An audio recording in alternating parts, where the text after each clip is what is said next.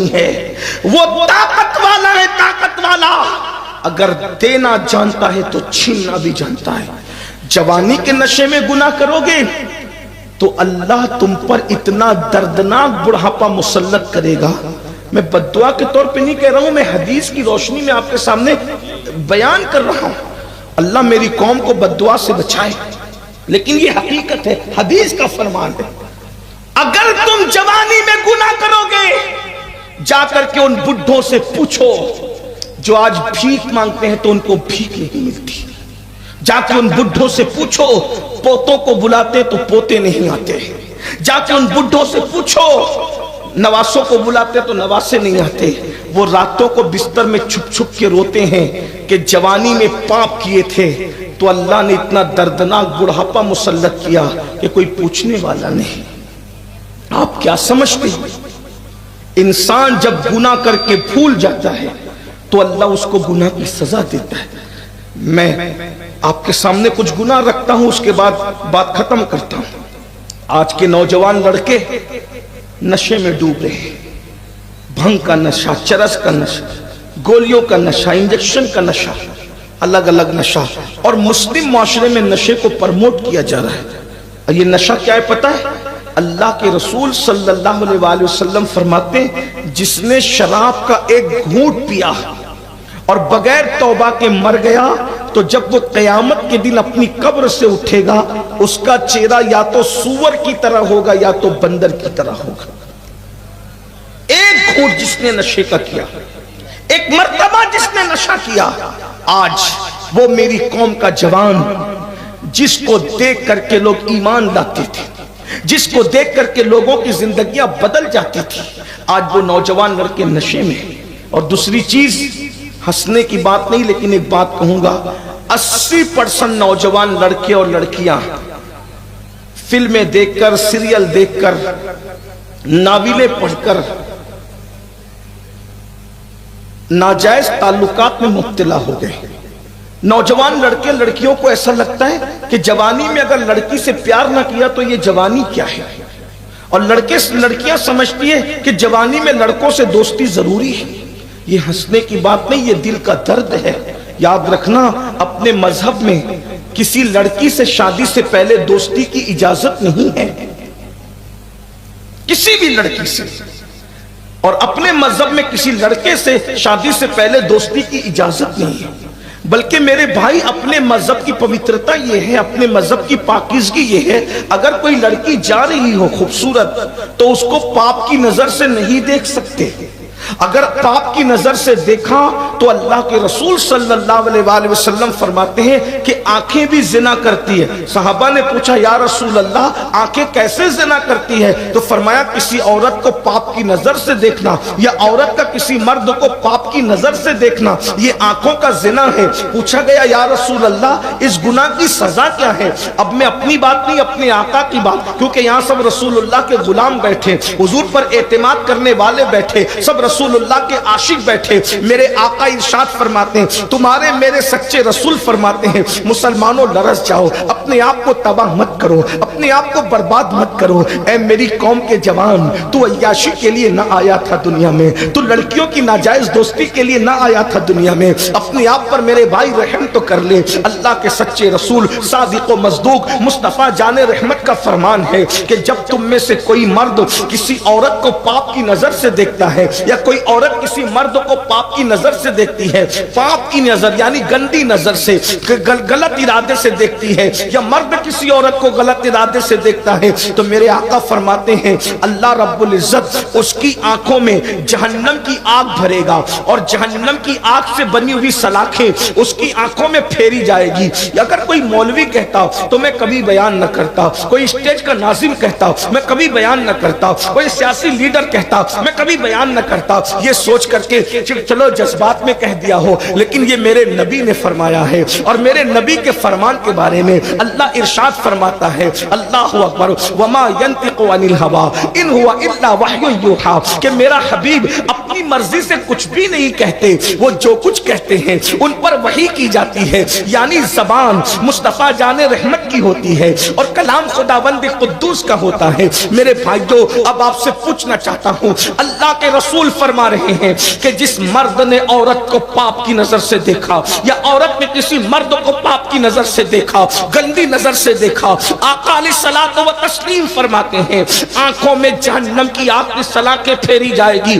میں تم سے سوال کرتا ہوں، آنکھیں کتنی کمزور ہے اپنی، آنکھیں کتنی نازک ہے اپنی، اگر آنکھوں میں دھواں چلا جائے تو آنکھیں رونے لگتی ہے، آنکھوں میں تنکا چلا جائے تو آنکھوں سے آنسو نکلنے لگتے ہیں، آنکھوں میں کھڑا چلا جائے، اللہ اکبر۔ حد تو یہ ہے اگر ماں بہنیں پیاس کاٹ رہی ہو اور ہم وہاں موجود ہو تو پیاس کے ننھے ننھے ذرات ہماری آنکھوں میں چلے جائے تو ہماری آنکھیں برداشت نہیں کر پاتی۔ میرے بھائی اللہ اکبر، دنیا کی پولیس کی سزا کی اوقات کیا ہے، دنیا کی حکومتوں کی سزا کی اوقات کیا ہے، اللہ کا عذاب کتنا سخت ہے۔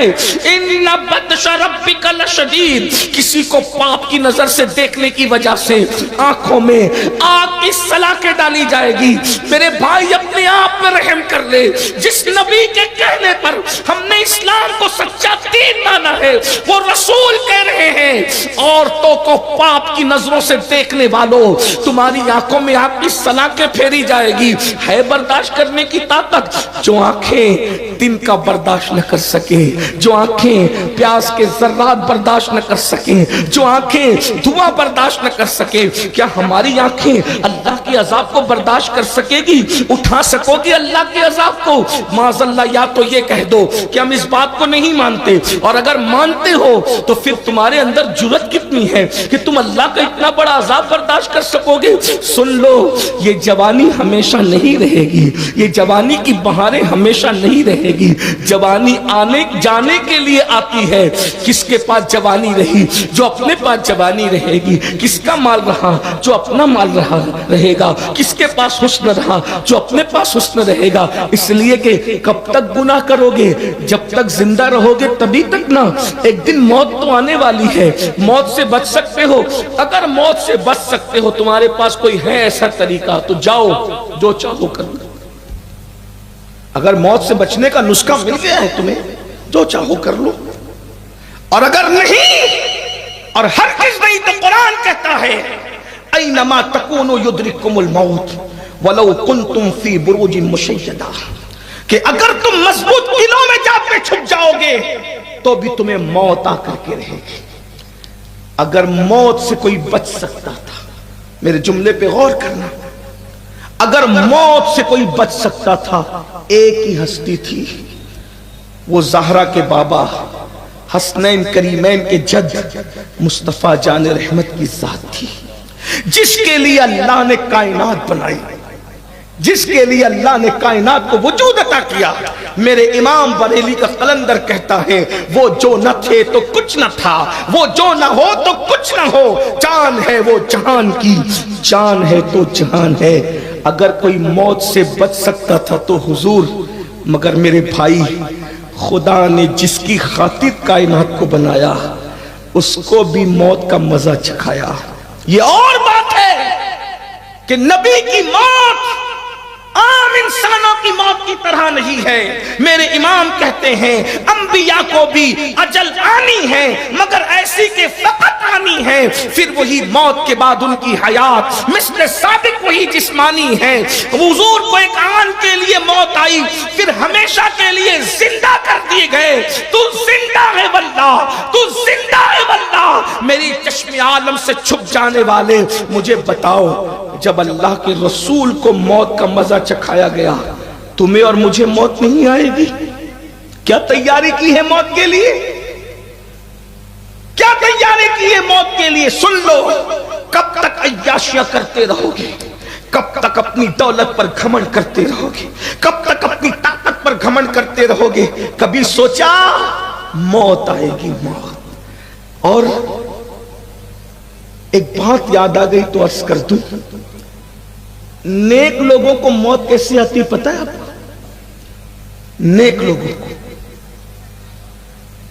نیک لوگوں کو موت کے وقت کتنی تکلیف ہوتی ہے تمہیں بتاؤں؟ اس سے اندازہ کرنا پھر ہم کیسے مریں گے۔ ہمارے عقیدے میں، اہل سنت کے عقیدے میں، جیسے جنت کا ہونا یقینی ہے ویسے صحابہ کا جنتی ہونا یقینی ہے۔ ہر صحابی جنتی، ہر صحابی جنتی، الگ عنوان ہے، بس اتنی سی بات۔ فقی ابو اللیث سمرقندی رحمت اللہ علیہ اپنی کتاب تنبیہ الغافلین میں لکھتے ہیں، نبیوں کے بعد سب سے بہترین جماعت صحابہ، صحابہ سے افضل انبیاء کے بعد کوئی نہیں، انبیاء کرام کے بعد سب سے افضل ترین جماعت صحابہ ہیں۔ اقواس، اقتاب، قلندر، اولیاء سب ان کے قدموں میں، اتنا سمجھ لو۔ ان کا جنتی ہونا میں نے بیان کر دیا۔ فقی لکھتے ہیں، دھیان سے سننا اپنے حال پہ، کیونکہ یہ جلسے ہنسی مذاق کے لیے نہیں۔ اگر آپ اس نیت سے آئے ہیں کہ چلو امین القادری آ رہا ہے، سید آ رہا ہے، وہ بھی ہمیں ہنسائے گا، تو میں کوئی کامیڈین نہیں۔ آپ کو ہنسنا ہے ٹی وی چینل پہ جاؤ۔ اگر آپ یہ سوچتے ہو کہ میں آپ کے جلسے میں آ کے یہ کہوں گا کہ ان حضرت کو دیکھو جنت میں جاؤ، ان حضرت کو دیکھو جنت میں جاؤ، تو میں آپ کے ساتھ فراڈ کرنے نہیں آیا۔ کیونکہ میرا نظریہ یہ ہے کہ چہرے دکھا کے جنت بانٹنا جلسوں میں یہ قوم کے ساتھ دھوکہ ہے۔ کیونکہ جن کے چہرے دکھا کے تم جنت بانٹ رہے ہو، اس کے جنتی ہونے کی تمہارے پاس کون سی گارنٹی اور سند ہے؟ کیا ثبوت ہے؟ یہ یاد رکھنا، اسٹیج پہ بیٹھا ہوا ہر آدمی بھی جنت میں نہیں جائے گا، بلکہ کبھی ایسا بھی ہوگا کہ اسٹیج والا پھنس سکتا ہے اور کھڑے رہنے والا اس کے آگے جا سکتا ہے۔ کیونکہ قرآن نے کہا فَيَغْفِرُ مَن يَشَاءُ، اللہ کہتا ہے میں جس کو چاہوں گا بخشوں گا، اور اللہ کہتا ہے وَيُعَذِّبُ مَن يَشَاءُ، جس کو چاہوں گا عذاب دوں گا۔ سن لو، اسلامی معاشرہ کے جلسے میں آنے والوں، وہ جس کو چاہے گا عذاب دے گا، وہ اللہ ہے، اس سے کوئی پوچھ نہیں سکتا۔ اگر وہ چاہے تو نبی کے بیٹے کو بھی جہنم میں ڈال دے، اس سے کوئی نہیں پوچھ سکتا۔ وہ چاہے گا تو نوح علیہ السلام جیسے پیغمبر کے بیٹے کو وہ جہنم میں ڈالے گا، اور وہ چاہے گا تو اصحاب کہف کے کتے کو دولہا بنا کر جنت میں داخل کر دے گا۔ وہ چاہے تو کتا جنت میں جائے، اور وہ چاہے تو نبی کا بیٹا جہنم میں جائے۔ کس بلا کی میں سے ہے سرشار ہم، دن ڈھلا ہوتے نہیں ہوشیار ہم۔ فجر کی نمازیں بستروں میں ترک کرنے والوں، ظہر کی نمازیں دکانوں میں ترک کرنے والوں، اور لڑکیوں کو پاپ کی نظر سے دیکھنے والوں، کانوں میں ایئر فون لگا کے سننے والوں، گندی فلمیں نرم نرم گدوں پہ لیٹ کر دیکھنے والوں، تم کہتے ہو کہ میں غوث پاک کا مرید ہوں، میں جنت میں جاؤں گا، جب نبی کا بیٹا جہنم میں جا سکتا ہے؟ اور تم کس بلا کی میں سے؟ کپڑے پکڑنے سے کوئی قادری ہوتا ہے؟ بتاؤ۔ بہت معافی کے ساتھ میں آپ کو دھوکہ دینے نہیں آیا، کیونکہ تقریر میرا پیشہ نہیں، نہ میں مقرر ہوں، میں تو صرف دل کا درد لے کر آپ کے پاس آیا۔ ہم تو یہ بھی جانتے ہیں کہ جو بڑے لوگ ہوتے ہیں نا، وہ اللہ سے زیادہ ڈرتے ہیں۔ جو جتنا بڑا ہوگا وہ اللہ سے اتنا زیادہ ڈرے گا۔ یہاں ایک بات آ گئی بیچ میں، تو اگر اجازت دے تو میں پیش کر دوں کہ بڑے لوگ کتنا ڈرتے تھے۔ آپ تو مرید ہو نا غوث پاک کے، اور بے فکر ہو، سود کھاؤں گا پھر بھی جنت میں جاؤں گا، کیونکہ میں غوث پاک کا مرید ہوں۔ حالانکہ غوث پاک کو کبھی دیکھا، خواب میں بھی نہیں دیکھا ہے نا۔ اللہ، آپ مجھ سے بہتر غوث پاک کے مرید ہیں، میں آپ کے مرید ہونے کا انکار نہیں کر رہا ہوں، لیکن آپ اسی کیونکہ آپ کو بتایا گیا نا کہ آپ نے میرے ہاتھ میں ہاتھ دے دیا، اب آپ غوث پاک کے مرید ہو گئے، غوث پاک جنت میں لے جائیں گے۔ میں غوث پاک کے مریدوں کی بات نہیں کر رہا ہوں۔ سود کھا رہے ہو پھر بھی جنت نہیں جاتی، جھوٹ بول رہے ہو پھر بھی جنت نہیں جاتی، نشہ کر رہے ہو پھر بھی جنت نہیں جاتی، اپنی سالیوں کو تک لوگ پاپ کی نظر سے دیکھتے ہیں پھر بھی لوگوں کی جنت نہیں جاتی۔ غالب نے کہا رند کے رند رہے ہاتھ سے جنت نہیں، کتنی آپ کی جنت کیسے یقینی ہے کہ جنت ہاتھ سے نہیں جاتی۔ آؤ میں غوث اعظم کے بھی غوث اعظم کا ذکر کرنے لگا ہوں، تو پتا چلے گا آخرت اتنی آسان نہیں ہے، اللہ کی بارگاہ کا حساب کتاب اتنا آسان نہیں ہے۔ آپ نے کہا غوث اعظم کا بھی کوئی غوث اعظم؟ میں نے کہا غوث اعظم کا بھی غوث اعظم ہے، اس غوث اعظم کو دنیا امام الائمہ سیدنا امام جعفر صادق کے نام سے جانتی، بلکہ یہ امام اعظم کا بھی امام ہے، جس نے امام اعظم کو امام اعظم بنایا ہے اس کو دنیا امام جعفر صادق کے نام سے جانتی ہے، جس کی جوتیاں امام اعظم نے سیدھی کر کے کہا اگر 2 سال جعفر صادق کی صحبت کے نہ ہوتے تو نعمان ہلاک ہو گیا۔ جس نے امام اعظم کو امام اعظم بنایا وہ کون ہے؟ امام جعفر صادق۔ کون ہے امام جعفر صادق؟ ان کے ابا امام باقر، ان کے ابا جان امام زین العابدین، ان کے ابا جان امام حسین، ان کے ابا جان مولا علی۔ سنیوں کے بچے کو جس کا شجرہ یاد ہے، لیکن اب ان کی کیفیت آپ کو بتا دوں۔